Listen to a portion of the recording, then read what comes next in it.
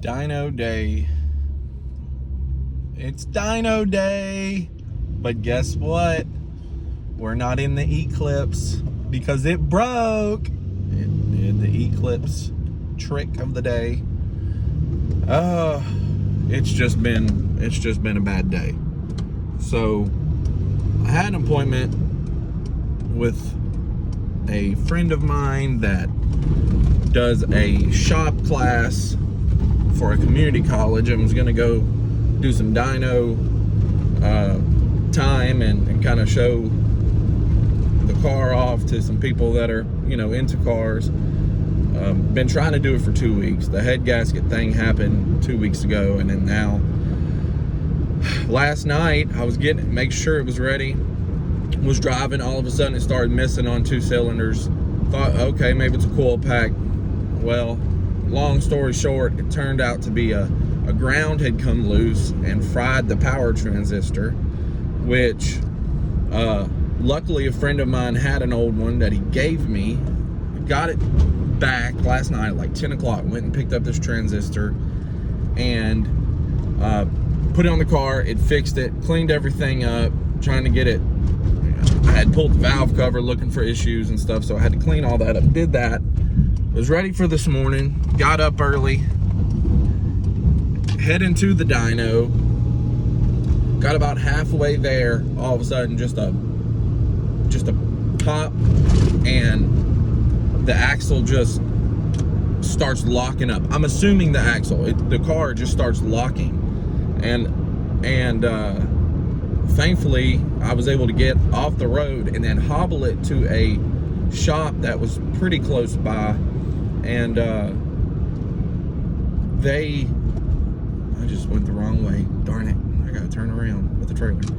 So I pulled it over there and borrowed a jack, and nothing feels weird, like nothing feels locked up. And then, but when you, with the car on the ground trying to roll forward, you can feel a little spot in the passenger side front axle that is catching. I guess the axle's broken. It was a new axle that had a warranty on it, but nonetheless, thankfully, as you can see, I have the trailer. My wife is in my Tacoma. I'm sorry, my wife is in my diesel truck. So now I'm fixing to pull this big old heavy car with my little V6 Tacoma. And so yeah, that's kind of what kind of day it's been. But I'll keep you updated. I got to get home and see if it is indeed just an axle. It honestly sounds worse. It sounds like it's a transmission or something, which I don't even want to think about, honestly. So but yeah, I'll keep you updated.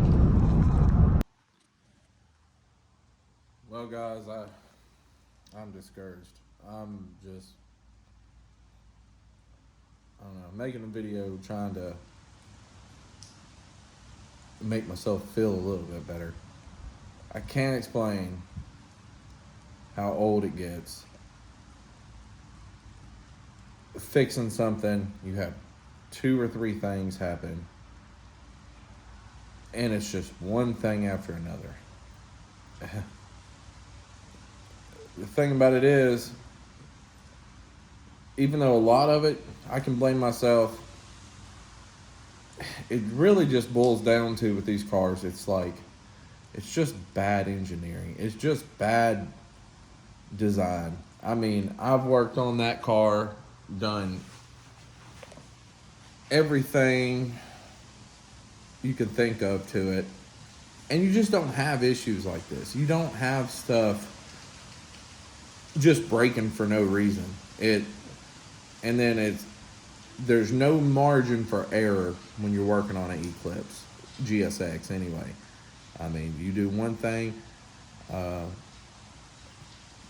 incorrect, or even if you do it perfect, I don't know. I don't know what's wrong with it. It's not an axle. I pulled the axle.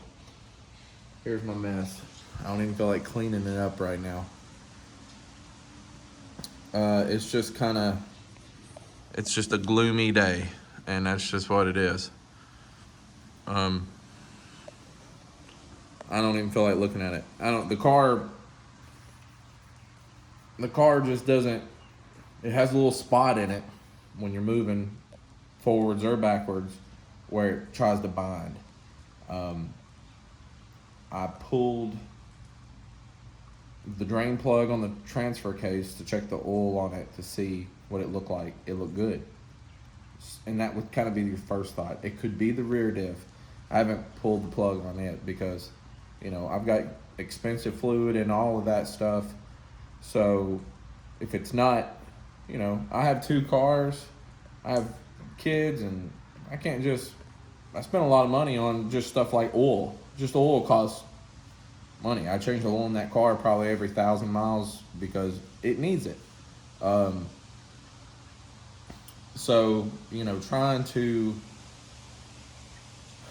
kind of narrow it down by some research and stuff before I go pulling the plugs, because it's got red line oil in all of it, and it ain't old, so I hate to just pull the plugs on them just to check, because it's a wait just for that kind of stuff.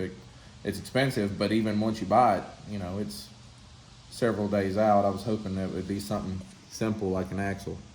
I have a spare axle. I could have thrown it. It wasn't an axle. I pulled it all the way out, and I had the car up on jack stands, and it still was making the sound. So I don't know. If you guys have ideas, shoot them to me. Just like I said, kind of a gloomy day for it. I really want to persevere and push through and have the car solid as can be. I mean, the car has been solid. Like, literally, I haven't had to do anything to it that wasn't either expected or, my fault or just age. The car they are good cars. They can be great cars. But I guess especially making this kind of power, that's just kind of what you're getting yourself into. But even when it broke, I wasn't doing anything. I was just driving, like cruising 45 miles per hour, and it just happened. Like there was nothing I did. There was no real warning signs.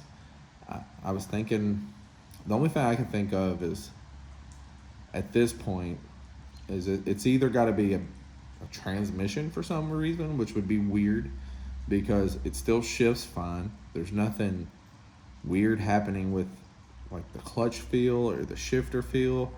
It's like you're rolling and you hit a spot where it kind of feels like you hit a spot where the brakes just lock up. It just, and I don't want to do it a whole lot because it could be making something worse or even tear something up while it does it. So I don't know. It's just been a long day. Trailered the car back and then pulled that wheel and all the stuff that goes to taking the axle out, and that wasn't it. So I'm sure I'll keep y'all updated. Stick with me. If you have any advice on what you think it might be, shoot it my way, because I'm definitely interested to hear what you have to say. Y'all have a good day. Peace out. So I don't want to end the video on such a gloomy note. So here's what I'm gonna do. If you want a fast car that is an import, you could argue whether that's an import or not. And we know that motor that's not an American motor. If you want a fast car that's an import and you want to be cool and you don't want to work on it every day, get you an RSX. That's what you need to get. This car makes $495 to the wheels on 93 pump fuel.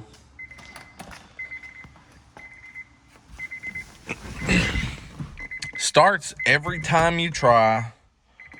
Every time you get in it, it starts. It doesn't throw fits. It doesn't care if you're mean to it.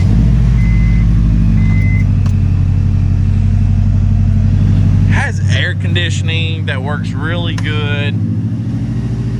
makes cool noises.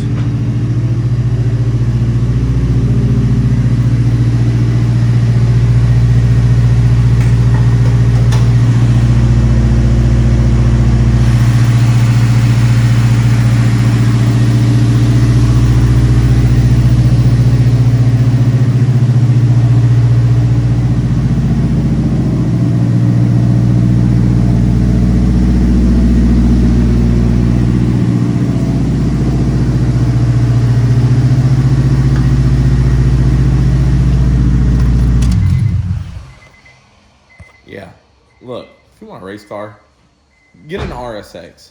In fact, that might be what I do. I might sell that GSX, and I might just do an all-wheel drive swap on that car. I've been wanting to do it.